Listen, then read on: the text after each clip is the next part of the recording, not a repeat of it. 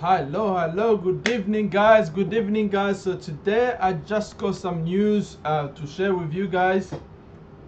So let's look at the market first. Wow, what a surprise, guys. I mean, the market yesterday, you've seen yesterday how the market was doing great. Bitcoin was about above 11 grand, and now the market, wow, this cryptocurrency is really volatile, guys. It's really volatile, but this is like the best time. I mean, if you are fiat free, if you have a fiat money now, there's a lot of good deals around here. There's a lot of good deals. Like you have a chance to make like really good money in the long run. See, we're back like in 3 weeks.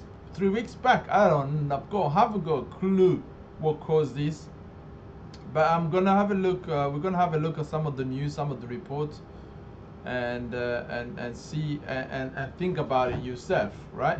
But the market is crashing down really bad right now. I mean, yesterday was doing so well, and today, and that's got to show you guys that there's nothing really. This market is gonna be volatile like this for a little bit while. Wow, let's compare it to all the other crypto against Bitcoin. So even though the Bitcoin is down, it's still performing better, better than some of the alt. Cardano is performing better than Bitcoin today, and Stellar Lumen, Dash, of course, and you've got Monero's performing better. You've got guys, if you want to see the performance against the Bitcoins, here is normally set at USD. So what you need to do is just select the Bitcoins, obviously, because it's the Bitcoins. Is compared, stay at 0, but you can see the other numbers here. Wow, the market yesterday was about 500, I think it was about 503, 504 billion. If I refer to yesterday recording, it has dropped for about $40 billion, guys. $40 billion has dropped the market in just one day. That's got to show you the volatility of this crypto market. But it is the best time to get involved. This is the best time, guys. Imagine getting involved in on internet in 1993, where you got to know, where you got excited about it. That's why it's so important now to actually learn about the cryptocurrency market, learn about the ICOs and all the other stuff to do with crypto. But it's here to stay. But unfortunately, the mainstream media or bodies, like we call it, I like to call it the grunge. One of my friends like to call it the grunge. So the grunge, I saw a report yesterday about Bank of England. The Bank of England governor claimed, Mark Carney, he claims that Bitcoin has failed as a currency. He went on. Bank of England, Mark Carney, declared that Bitcoins cannot be considered a legitimate currency by traditional definition. The Telegraph reported on 19.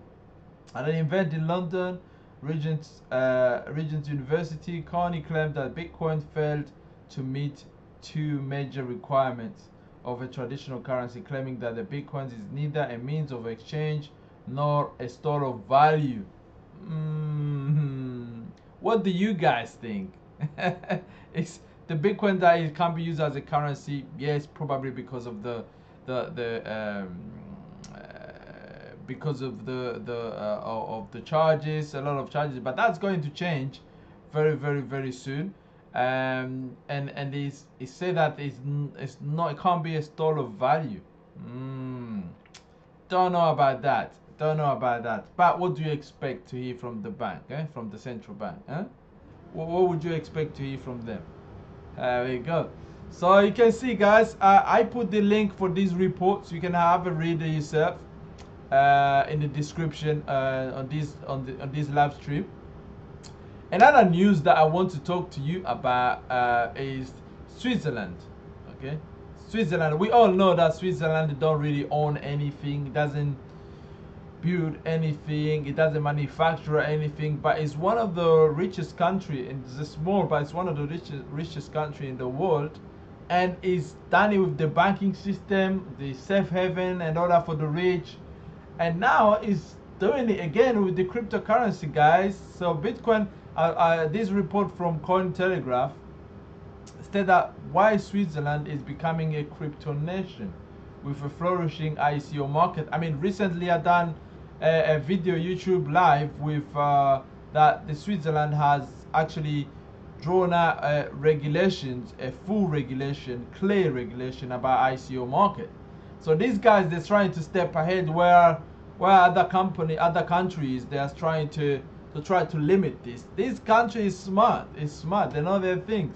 So ICO is not going anywhere, and definitely ICO cryptocurrency is not gonna be banned all over the world, because there are some countries which appreciate, who like the countries who like this crypto market or ICO market.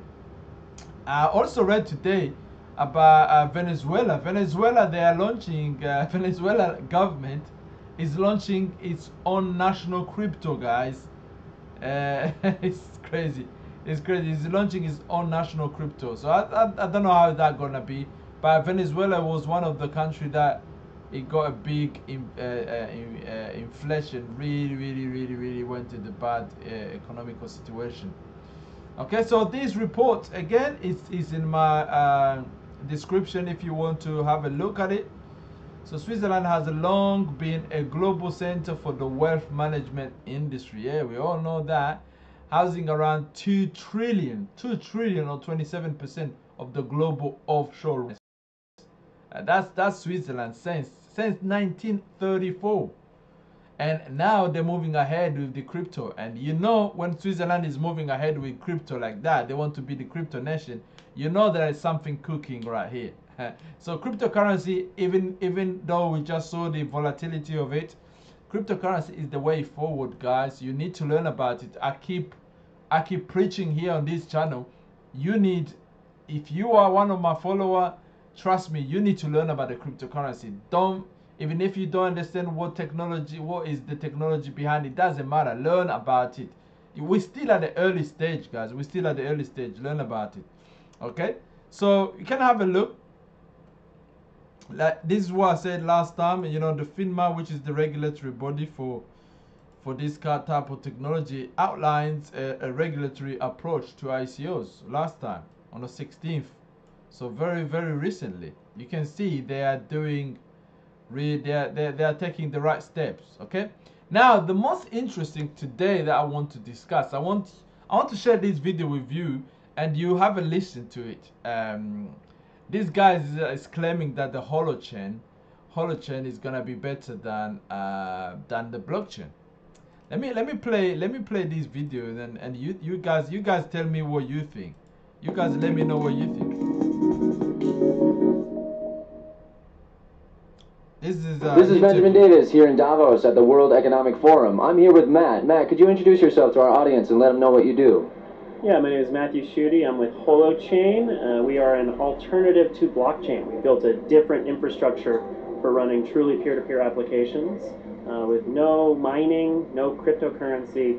It's just a different pattern altogether. So, would you hope that next year in Davos, instead of blockchain everywhere, it says Holochain? It may be next year, it may be the following. We've already got code in the market. We're an open source project. We're making ourselves as easy as possible to play with. We actually don't even have a business model for Holochain itself, because we're trying to make it something that anybody can make use of without even having to interact with us. So it's a way of running applications that requires only the devices of the users themselves. Right? My showing up as a user is also me showing up as a host, and so I'm paying my own way. It's a different pattern that we think people are going to find pretty darn useful. Yeah. So did this idea come about because you saw with the blockchain that you wanted to fix, or was it just a complete idea that you had regardless of whether that happened? So this is the latest project coming out of something called the Meta Currency project, and we've been working on this stuff since before the Bitcoin white paper. So this is actually this is a simple piece relative to the rest of the work that we've been doing over the last decade, but we saw that the next layer that we needed to build in our own system was a distributed data integrity layer. We had mapped out an architecture for that. We realized the rest of the world's excited about blockchain. let's set that up as a standalone entity, its own little modular thing that we can use, but others can use as well. And that'll start to kickstart a much more vibrant ecosystem than us just playing with it by ourselves. A little bit of how it works without going into too much detail. We take a little bit of the stuff that blockchains use, some tamper-resistant logs, a little bit of the stuff that BitTorrent uses, distributed hash tables, and we end up using a solution that doesn't make use of consensus. So our goal was not anonymous currency, it was facilitating new forms of social coordination that are actually anti-fragile. So we were trying to enable communities to interact in ways that work for them, and when it stops working for any of them, they're able to start playing by a slightly different pattern. So we were trying to build a whole ecosystem that doesn't center around an application or a protocol, but centers around an agent, and that agent's ability to bridge between protocols. So this is sort of the step one in that ecosystem. So could you maybe give a hypothetical use case? Sure. So I mentioned we have an alpha release that came out in October. Along with it came something we call Clutter. Clutter is a peer-to-peer alternative to Twitter. The first version is just a proof of concept. It's just something there for developers to be able to look at and go, oh, this is how you build something like this. And that makes it so that I'll frame it this way. There's a lot of things that people in the blockchain world are really excited about building, but blockchain's limitations in terms of scale, speed, cost, prevent them from actually being able to use truly distributed technology to do or solve their problems. So whether it's peer-to-peer Uber, peer-to-peer Facebook, peer-to-peer Airbnb, great. You can actually build those systems and have them be functional, and you can actually have the individual bridging between their Facebook and their Twitter. They don't need to have an API that runs directly from one application to another, because anything they can read out of one context, they can write into another. And that enables new forms of automation that look much more like a natural ecosystem, and the bridging functions of, I take in carbon dioxide and water, I'm grass, and build glucose, right? Yeah. The bridging functions of transforming one thing into another that are actually a requirement of all regenerative systems. Thank you very much. That's very interesting. I hope to see more of it in the future. Thanks, Brian. Wow, what do you guys think, guys? I mean, this is really interesting. This is a video from Cointelegraph, and I looked at it last night, and I thought, wow, this could be interesting. This could be interesting. I would definitely look in more details about this technology, because it's the first time that I've heard. But what these guys was talking about is pretty interesting, guys. Really interesting. Let me subscribe. Actually, on this channel, you can get a lot of information. I am in their Telegram group, and they do share a lot of good information. But we had about hash graph and about all that kind of stuff. There is so many of these that sounds good, but and they talk about they're gonna be better than Bitcoins, and the Bitcoin is the Bitcoin 2.0, Bitcoin 4.0, whatever. But the advantage Bitcoin have or the blockchain has advantage of, or the blockchain 0.0, blockchain 0.2, whatever.